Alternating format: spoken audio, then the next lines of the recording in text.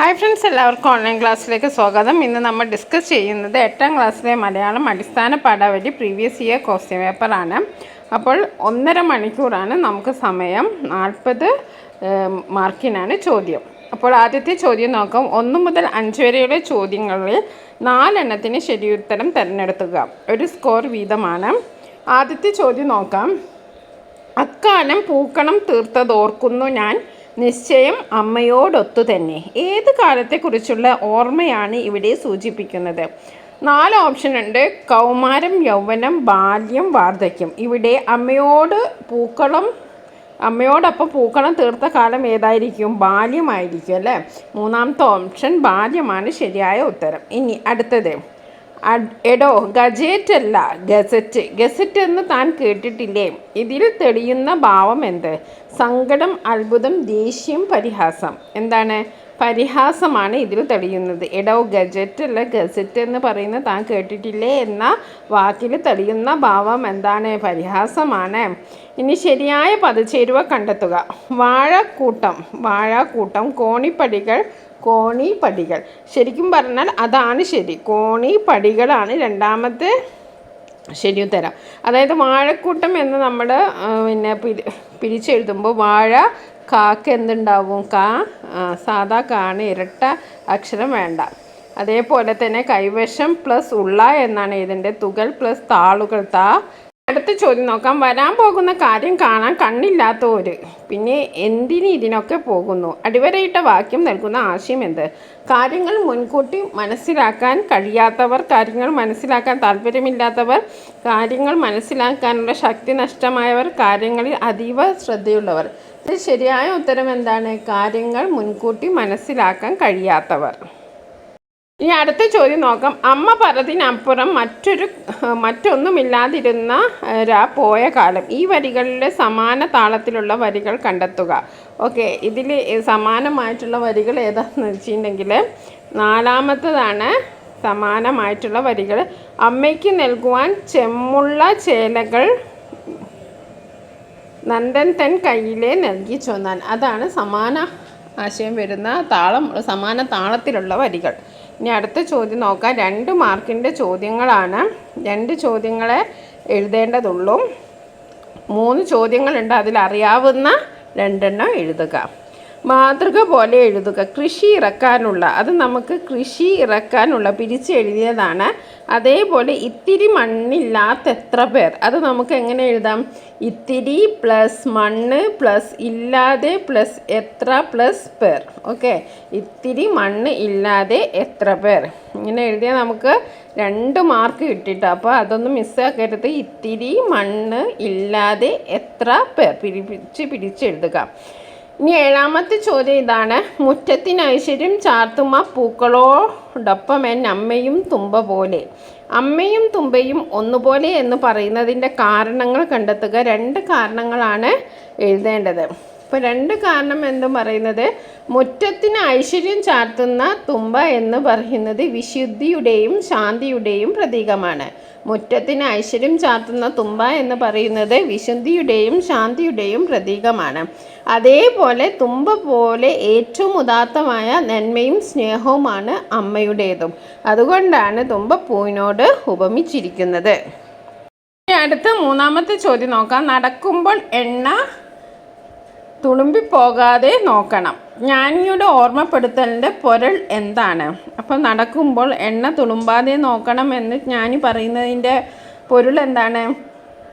പ്രലോഭിപ്പിക്കുന്ന അല്ലെങ്കിൽ ഭ്രമിപ്പിക്കുന്ന പലതരം കാഴ്ചകളുടെയും സാഹചര്യങ്ങളുടെയാണ് മനുഷ്യൻ കടന്നു പോകുന്നത്. നമുക്ക് ചുറ്റും എന്താണ്? പ്രലോഭിപ്പിക്കുന്ന കാഴ്ചകളും അല്ലെങ്കിൽ നമ്മളെ ഭ്രമിപ്പിക്കുന്ന പലതരം സാഹചര്യങ്ങളും കൂടെയാണ് നമ്മൾ കടന്നു പോകുന്നത്. അപ്പോൾ അതിൽ ആകൃഷ്ടരായി ജീവിക്കുമ്പോൾ ജീവിതത്തിൽ വിലപ്പെട്ട പലതും നമുക്ക് നഷ്ടമാകും. അപ്പോൾ മൂല്യങ്ങളെ അടിയുറച്ച് ജീവിക്കണം എന്നതാണ് ജ്ഞാനിയുടെ ഈ ഓർമ്മപ്പെടുത്തലിൻ്റെ സൂചന. അപ്പോൾ എണ്ണ എണ്ണ തുളുമ്പാതെ എന്ന് പറഞ്ഞിട്ടുണ്ടെങ്കിൽ നമ്മൾ ഇതിലൊന്നും പെടാതെ നമ്മുടെ മൂല്യങ്ങളിൽ അടിയുറച്ച് ജീവിക്കണം എന്നാണ് ഇത് ഓർമ്മപ്പെടുത്തുന്നത്. ഇനി അടുത്ത ചോദ്യം 4 മാർക്കിൻ്റെ ചോദ്യമാണ്. അതിൽ 5 ചോദ്യങ്ങളുണ്ട്. 20 മാർക്കിൻ്റെ ഒരു സെക്ഷനാണ്. അപ്പോൾ നമുക്ക് ആദ്യത്തെ ചോദ്യം നോക്കാം. അയാളുടെ കാലടികൾ ഇടറുന്നുണ്ടായിരുന്നു, കൈ വിറയ്ക്കുന്നുണ്ടായിരുന്നു, കണ്ടം ഉണങ്ങിക്കഴിഞ്ഞു, ഹൃദയത്തിൽ നിന്ന് ആരോ നടത്തുന്ന വാഴവെട്ടിലിൻ്റെ മാറ്റൊലികളും. സ്വന്തം വാഴകൾ വെട്ടാൻ തയ്യാറാകുന്ന മാർക്കോസിൻ്റെ മാനസികാവസ്ഥ വ്യക്തമാക്കാൻ ഈ വരികൾക്ക് സാധിക്കുന്നുണ്ടോ? വിശകലനം ചെയ്ത് കുറിപ്പ് തയ്യാറാക്കാനാണ്. ഈ വരികൾ മാർക്കോസ് ചേട്ടൻ്റെ മാനസികാവസ്ഥ പ്രകടിപ്പിക്കാൻ പര്യാപ്തമാണ്. മണ്ണിനെയും കൃഷിയെയും ജീവന് തുല്യം സ്നേഹിക്കുന്ന കഠിനാധ്വാനിയായ ഒരു കർഷകനാണ് മാർക്കോസ് ചേട്ടൻ. അത്യധ്വാനം കൊണ്ട് കരുപിടിപ്പിച്ച കുറേ വാഴകളാണ് ആ പുരയിടത്തിൻ്റെ പച്ചപ്പ്. മാർക്കോസ് ചേട്ടൻ വാഴകളെ മക്കൾക്ക് തുല്യം സ്നേഹിക്കുന്നു. വാഴ വെട്ടുന്നതിനേക്കാൾ ഭേദം മക്കളെ വെട്ടുന്നതാണ് എന്ന് മാർക്കോസ് ചേട്ടൻ ചിന്തിച്ചു പോകുന്നു. ജീവിതം കരുപിടിപ്പിക്കാൻ നന്നേ കഷ്ടപ്പെടുകയാണ് മാർക്കോസ് ചേട്ടൻ. ആ സാഹചര്യത്തിലാണ് രോഗഭീഷണി ആരോപിച്ച് വാഴകൾ വെട്ടിക്കളയുന്നതിനുള്ള ഉത്തരവ് ഇറങ്ങുന്നത്. ഇത് മാർക്കോസ് ചേട്ടത്തിൻ്റെ ജീവിതത്തിൽ വല്ലാത്ത പ്രതിസന്ധി ഉണ്ടാക്കുന്നു. ഇത്തിരി മണ്ണില്ലാത്ത എത്ര പേർ, കൂടുമ്പോൾ കൊച്ചു വീടെത്ര, പൂവെങ്ങു പിന്നെ. ഈ വരികളുടെ ആശയം ഇക്കാലത്ത് എത്രമാത്രം പ്രസക്തമാണ് കണ്ടെത്തി എഴുതുക. അപ്പോൾ പുതിയ കാലത്തും ഈ ഒരു വാക്കുകൾ എക്കാലത്തും പ്രസക്തമാണ്. വീട് വെക്കാൻ ഇടമില്ലാതെ പുറമ്പോക്കിൽ ജീവിക്കുന്നവരെയും ഫ്ലാറ്റിലെ ബാൽക്കണിയിൽ ജീവിതം ആഘോഷിക്കുന്നവരെയും ഈ വരികളിലൂടെ സൂചിപ്പിക്കുന്നു. ഒരു തരി മണ്ണോ തലചായ്ക്കാൻ ഒരിടമോ ഇല്ലാത്ത അവസ്ഥകളും ഇന്നും നമ്മുടെ ഇടയിൽ ഉണ്ട്. സർക്കാർ പദ്ധതികൾ ഉണ്ടെങ്കിലും ഇപ്പോഴും ദുരിതം അനുഭവിക്കുന്നവരാണ് സമൂഹത്തിൽ ഏറെയും. കൊച്ചു വീടിൻ്റെ കൂട് മാത്രമുള്ളവർക്ക് എങ്ങനെയാണ് ഓണവും പൂക്കൾ ഉണ്ടാകുന്നത് എന്ന ചോദ്യവും പ്രസക്തമാണ്. ഇനി അടുത്ത ചോദ്യമാണ് 11ാമത്തെ ചോദ്യം. എന്താണ്? ഏത് പ്രതിസന്ധിയിലും പ്രതീക്ഷയുടെ വെളിച്ചം ഉണർന്നു വരിക തന്നെ ചെയ്യും. ഈ പ്രസ്താവന പിന്നെയും പൂക്കും ഈ ചില്ലകൾ എന്ന ശീർഷകവുമായി എത്രമാത്രം യോജിക്കുന്നു? ഏത് പ്രതിസന്ധിയിലും എന്താണ്? പ്രതീക്ഷയുടെ വെളിച്ചം ഉണർന്നു വരിക തന്നെ ചെയ്യും എന്നതുകൊണ്ട് ഉദ്ദേശിക്കുന്നത് എന്താണ്? പ്രത്യാശയാണ് ജീവിതത്തെ പ്രസന്നതയോടെ മുന്നോട്ട് നയിക്കാൻ നമുക്ക് പ്രേരണയാകുന്നത്. എന്താണ്? പ്രത്യാശയാണ് ജീവിതത്തെ പ്രസന്നതയോടെ മുന്നോട്ട് നയിക്കാൻ നമുക്ക് പ്രേരണയാകുന്നത്. പ്രത്യാശയുണ്ടെങ്കിൽ ജീവിതത്തിൽ ആനന്ദവും ഭാവിയെ പറ്റി തെളിവാർന്ന ചിന്തയും ഉണ്ടാകും. ഏത് തരത്തിലുള്ള പ്രതിസന്ധികളിലും പ്രതീക്ഷയോടെ പ്രത്യാശ പുലർത്തി ജീവിതത്തിൻ്റെ ഉയർന്ന തലങ്ങൾ എത്തിപ്പിടിക്കാൻ നമുക്ക് കഴിയണം. എത്ര തന്നെ വെട്ടി നശിപ്പിച്ചാലും ഇതിൽ നിന്ന് തളിർത്തു വരുന്നതാണ് ചില്ലകൾ, അല്ലേ? നമ്മൾ എത്ര തന്നെ വെട്ടി നശിപ്പിച്ചാൽ അതിൽ നിന്ന് തളിർത്തു വരുന്ന ചില്ലകൾ. അതേപോലെ മൂല്യങ്ങൾ കാത്തു സൂക്ഷിക്കുന്നവർക്ക് ജീവിതത്തിൽ വളർച്ചയുണ്ടാകും. അടുത്ത ചോദ്യം 12ാമത്തെ ചോദ്യം. രോഗം വന്നാൽ എല്ലാം വെട്ടിക്കളഞ്ഞാൽ മതിയോ? അങ്ങനെയെങ്കിൽ ഈ ആശുപത്രിയും ഒന്നും വേണ്ടല്ലോ. എല്ലാവരെയും കൊന്നാൽ പിന്നെ ആശുപത്രി വേണോ? മാർക്കോസ് ചേട്ടൻ്റെ ഈ വാക്കുകളോടുള്ള പ്രതികരണം തയ്യാറാക്കുക. വാഴകൾക്കുണ്ടായ രോഗത്തിന് പ്രതിവിധി കണ്ടെത്താതെ രോഗബാധിതമായ സ്ഥലത്തെ മുഴുവൻ വാഴകളും വെട്ടണമെന്ന അധികാരികളുടെ ഉത്തരവിനെതിരെയുള്ള പ്രതിഷേധമാണ് മാർക്കോസ് ചേട്ടൻ്റെ ഈ വാക്കുകൾ. മാർക്കോസ് ചേട്ടൻ ഉൾപ്പെടെയുള്ള കർഷകരുടെ അധ്വാനത്തിന് യാതൊരു വിലയും കൽപ്പിക്കാത്ത സമീപനമാണ് അധികാരികളുടെ ഭാഗത്തു നിന്നുണ്ടായത്. മനുഷ്യത്വരഹിതമായ സമീപനമാണ് ഇത്. ഇത്തരത്തിലുള്ള കർഷക വിരുദ്ധ നിയമങ്ങൾക്ക് പകരം കൃഷി ചെയ്യുന്നവർക്ക് അനുകൂലമായ നിയമവ്യവസ്ഥകളാണ് ഉണ്ടാവേണ്ടത്. കാർഷിക വിളകൾക്കുണ്ടാകുന്ന രോഗങ്ങൾക്ക് ശാസ്ത്രീയമായ പ്രതിവിധികൾ കണ്ടെത്താനുള്ള ശ്രമമാണ് അധികാരികളുടെ ഭാഗത്തു നിന്നുണ്ടാകുന്നത്. അധികാരികൾ എടുക്കുന്ന തീരുമാനങ്ങളിൽ മാനുഷികതയുണ്ടാകണം. അനുഭവജ്ഞാനമുള്ള കർഷകരുടെ വാക്കുകൾക്ക് അധികാരികൾ വില കൽപ്പിക്കണം. മൂന്നാമത്തെ ചോദ്യം നോക്കാം. ആരോടും ചേരുവാനാകാതെ വൈദ്യുത വീചി പോലാപത്തായി മാറും കാലം പുതുവർഷം. കൗമാരകാലത്തെ ഇങ്ങനെ വിശേഷിപ്പിക്കുന്നതിൻ്റെ ഔചിത്യം വിശദമാക്കുക. ശരീരവും മനസ്സും സുഖങ്ങളുടെ പിന്നാലെ പായുന്ന അപകടം നിറഞ്ഞ കാലമാണ് കൗമാരകാലം. ശരീരവും മനസ്സും സുഖങ്ങളുടെ പിന്നാലെ പായുന്ന അപകടകാലമാണ് കൗമാരകാലം. ആകുല ചിന്തകൾ, തീരാത്ത പക, തിളയ്ക്കുന്ന സ്നേഹം ഇവയെല്ലാം കൗമാരത്തിലെ പ്രത്യേകതകളാണ്. ആപത്തുകൾ എവിടെയും പതിയിരിക്കുന്ന കൗമാരത്തിൽ ആരോടും ചേരുവാനാകാതെ വെറുപ്പും പകയും നിറഞ്ഞു നിൽക്കും. വേഗം, അപകടം എന്നിവ വൈദ്യുതി വീചികളുടെ പ്രത്യേകതകളാണ്. അതേപോലെ തന്നെ കൗമാരവും പെട്ടെന്ന് പ്രതികരിക്കുന്ന സ്വഭാവവും. അതുകൊണ്ടാണ് കൗമാരകാലത്തെ വൈദ്യുതി വീചികളോട് വിശേഷിപ്പിച്ചിരിക്കുന്നത്. ഇനി അടുത്ത ചോദ്യം നോക്കാം.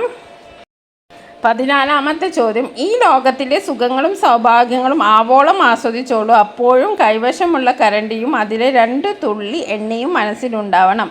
അതുതന്നെയാണ് സന്തോഷത്തിൻ്റെ രഹസ്യം. ജ്ഞാനിയുടെ വാക്കുകൾ ഇന്ന് എത്രത്തോളം പ്രസക്തമാണ്? നിങ്ങളുടെ നിരീക്ഷണം എഴുതുക.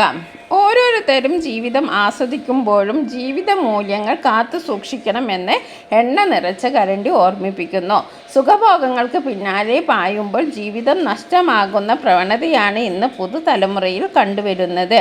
നമ്മുടെ ലക്ഷ്യം പ്രധാനമാണ്. കരണ്ടിയിലെ എണ്ണ നഷ്ടപ്പെടുകയും ചെയ്യരുത്. അതുപോലെ തന്നെ യന്ത്രവൽകൃത ലോകത്തിൽ കഴിയുമ്പോഴും കാമത്തിൻ്റെ ശുദ്ധിയും നന്മയും സ്നേഹബന്ധങ്ങളും മനസ്സിൽ സൂക്ഷിക്കണം. മാനവികത നഷ്ടമാകുന്ന പുതിയ ലോകത്തിൽ ജ്ഞാനിയുടെ വാക്കുകൾ ഏറെ പ്രസക്തമാണ്. 6 മാർക്കിൻ്റെ 2 ചോദ്യങ്ങളാണ് ഇനിയുള്ളത്. പുസ്തക സഞ്ചിയിൽ കൊച്ചു നെല്ലിക്കയും പച്ചപ്പുളിയും ഒളിച്ച കാലം പുതുവർഷം. കവിയുടെ ബാല്യകാല ഓർമ്മകളാണ് ഈ വരികൾ അവതരിപ്പിച്ചിരിക്കുന്നത്. ഇത്തരത്തിൽ നിങ്ങളുടെ ഓർമ്മ പങ്കുവെച്ച് സുഹൃത്തിന് കത്തെഴുതാനാണ്. അപ്പോൾ സുഹൃത്തിന് കത്തെഴുതുമ്പോൾ നമ്മൾ കത്തിൻ്റെ ഘടന നമ്മൾ പാലിക്കണം. അതായത് കത്തെഴുതുമ്പോൾ നമ്മൾ പ്ലേസും ഡേറ്റും സ്ഥലവും തീയതിയും എഴുതണം. പിന്നെ അഭിസംബോധന ചെയ്യണം. പ്രിയപ്പെട്ട സുഹൃത്തെ അല്ലെങ്കിൽ പ്രിയപ്പെട്ട എന്താണെന്ന് വെച്ചാൽ പേരെഴുതുക. പിന്നെ നമ്മളൊന്ന് കുശലാന്വേഷണം നടത്തണം. എന്തൊക്കെയുണ്ട്, നിനക്ക് സുഖമാണോ, വീട്ടിലെല്ലാവർക്കും സുഖം തന്നെയാണോ. പിന്നെ അത് കഴിഞ്ഞിട്ട് നമ്മുടെ ഈ ഒരു വിഷയം എന്താണ്, നമ്മുടെ വിഷയം എന്താണ്, നമ്മളുടെ ബാല്യകാല ഏതെങ്കിലും ഓർമ്മകളാണ്. അത് നമ്മൾ പങ്കുവയ്ക്കുക. അതിനുവേണ്ടി ലളിതമായ ഭാഷ ഉപയോഗിക്കുക. അത് കഴിഞ്ഞ് നമ്മുടെ അനുഭവങ്ങളൊക്കെ നമ്മൾ എഴുതിയതിന് ശേഷം നമ്മൾ ഉപസംഹാരം വേണം, ഒരു കൺക്ലൂഷൻ വേണം. അപ്പോൾ ഇത്രയും പറഞ്ഞ് ഞാൻ ഇനി നമുക്ക് നേരിൽ കാണാം. എല്ലാവരോടും എൻ്റെ അന്വേഷണം പറയണം എന്ന് സ്നേഹത്തോടെ നിങ്ങളുടെ പേരെഴുതുക. അപ്പോൾ ഇത്രയും നല്ല കത്തിൻ്റെ ഘടന നിങ്ങൾ പാലിച്ചിട്ടുണ്ടെങ്കിൽ നിങ്ങൾക്ക് 6 മാർക്ക് കിട്ടുന്നതാണ്.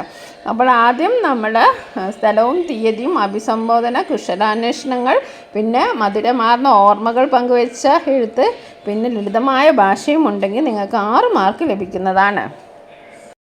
നോക്കാം. ജീവിതത്തിൽ സുഖവും സന്തോഷവും അനുഭവിക്കുന്നതിനോടൊപ്പം കടമകളും ഉത്തരവാദിത്തങ്ങളും നിറവേറ്റണമെന്ന ആശയം മുന്നോട്ട് വയ്ക്കുന്ന പാഠഭാഗമാണ് എണ്ണ നിറച്ച കരണ്ടി.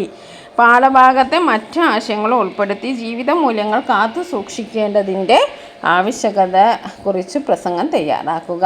അപ്പോൾ നമുക്ക് പ്രസംഗത്തിൽ നമുക്ക് എന്താ ചെയ്യേണ്ടത്? അഭിസംബോധന വേണം. പിന്നെ നമ്മൾ അവതരിപ്പിക്കണം, അഭിസംബോധന ചെയ്യണം, പിന്നെ വിഷയം അവതരിപ്പിക്കണം, പിന്നെ ഒരു കൺക്ലൂഷനും വേണം. അപ്പോൾ നമുക്ക് ഒരു മാതൃക നോക്കാം. എണ്ണ നിറച്ച കരണ്ടി എന്ന പാഠഭാഗത്തെ മൂല്യങ്ങൾ കാത്തു സൂക്ഷിക്കുന്നതിൻ്റെ കുറിച്ചാണ് പ്രതിപാദിക്കുന്നത്. ഓരോ വ്യക്തിക്കും തങ്ങളുടെ സ്വപ്നങ്ങൾക്കനുസരിച്ച് ജീവിതം ആസ്വദിക്കാം. എന്നാൽ എപ്പോഴും മൂല്യവും സംസ്കാരവും മനസ്സിലുണ്ടാവണം. അപ്പോൾ മാത്രമേ യഥാർത്ഥ ആഹ്ലാദം മനസ്സിലുണ്ടാകുന്നു എന്ന് എണ്ണ നിറച്ച കരണ്ടി എന്ന പാഠത്തിൽ പറയുന്നു. ജ്ഞാനിയുടെ അരികിൽ സന്തോഷത്തിൻ്റെ രഹസ്യം അന്വേഷിച്ചെത്തിയ കച്ചവടക്കാരൻ്റെ മകൻ്റെ കഥ വൃദ്ധൻ പറഞ്ഞു കേട്ടപ്പോൾ ആ കഥയുടെ സാരം സാന്റിയാഗോ എന്ന ഇടയ ബാലന് ബോധ്യമായി. ആട്ടിൻപറ്റത്തെ നയിക്കുമ്പോഴും ചുറ്റുപാടുമുള്ള കാഴ്ചകൾ കണ്ട് ആസ്വദിക്കുന്നതിലൂടെയാണ് അവൻ സന്തോഷം കണ്ടെത്തുന്നത്. ആട്ടിൻകൂട്ടത്തെ ശ്രദ്ധിക്കാൻ പലപ്പോഴും അവന് കഴിഞ്ഞിട്ടില്ല. വൃദ്ധൻ പറഞ്ഞ കഥയുടെ സാരം മനസ്സിലാക്കിയ ഇടയ ബാലന് അവൻ്റെ കടമയെക്കുറിച്ച് ഓർമ്മ വന്നു. കൃഷിയെക്കുറിച്ച് പാരമ്പര്യമായി അറിവുള്ള ആളാണ് മാർക്കോസ് ചേട്ടൻ. അതിൽ അയാൾക്ക് നല്ല ആത്മവിശ്വാസമുണ്ട്. വാഴയ്ക്ക് രോഗമുണ്ടെന്ന് പറയേണ്ടത് കൃഷിക്കാരനാണ്, അല്ലാതെ ഉദ്യോഗസ്ഥരല്ല എന്ന നിലപാടിലാണ് അദ്ദേഹത്തിൻ്റെ. അനുഭവജ്ഞാനത്തിൽ നിന്നുള്ള ഉറപ്പാണ് അത്. നല്ല കൃഷിക്കാരന് തൻ്റെ കൃഷിയിടത്തിലെ രോഗങ്ങൾ തിരിച്ചറിയാൻ കഴിയും. എങ്കിലും നിയമത്തിന് അയാൾ കീഴടങ്ങി. അന്നേന്നപ്പത്തിന് വക നൽകുന്ന വാഴകൾ അയാൾ നശിപ്പിക്കാൻ തീരുമാനിച്ചു. ഗ്രാമീണനായ ഒരു സാധാരണ കൃഷിക്കാരനായിട്ടാണ് നമ്മൾ മാർക്കോസിനെ കാണുന്നതെങ്കിലും ഉള്ളിൽ കുടുംബഭാരം ചുമന്ന് നട്ടെല്ല് വളഞ്ഞ മനുഷ്യനും കൂടിയാണ് അദ്ദേഹം. എൻ്റെ പൗലോസിനെയും ജോണിനെയും റാഹേലിനെയും എല്ലാം വെട്ടിക്കളയുന്നതിന് തുല്യം എന്ന വാക്കുകൾ ഈ കഥാപാത്രത്തിൻ്റെ സ്വഭാവ സവിശേഷതയാണ്. കൃഷിയെ സ്വന്തം സന്താനങ്ങളെ പോലെ സ്നേഹിക്കുന്ന അത്യുജ്വല കഥാപാത്രമാണ് മാർക്കോസ് ചേട്ടൻ. കൃഷി രീതികളോടും വൈകാരികമായ അടുപ്പം പുലർത്തിയിരുന്ന കർഷകനാണ് അദ്ദേഹം. നല്ല കൃഷിക്കാരന് തൻ്റെ കൃഷിയിടത്തിലെ വിളകളിൽ രോഗമുണ്ടെങ്കിൽ അറിയാൻ കഴിയും. അതുകൊണ്ട് തന്നെ തൻ്റെ വാഴകൾക്ക് രോഗമില്ലെന്ന് അയാൾ ഉറച്ചു വിശ്വസിക്കുന്നു. എങ്കിലും ഉദ്യോഗസ്ഥന്മാരുടെ മുമ്പിൽ കീഴടങ്ങേണ്ടി വരുമെന്ന് അയാൾക്കറിയാം. മക്കളെ പോലെ സ്നേഹിച്ച വാഴകൾ തൻ്റെ കയ്യിൽ വെണ്മയുടെ ലേപനം ചേർത്തതുപോലെ അനുഭവപ്പെടുന്നു.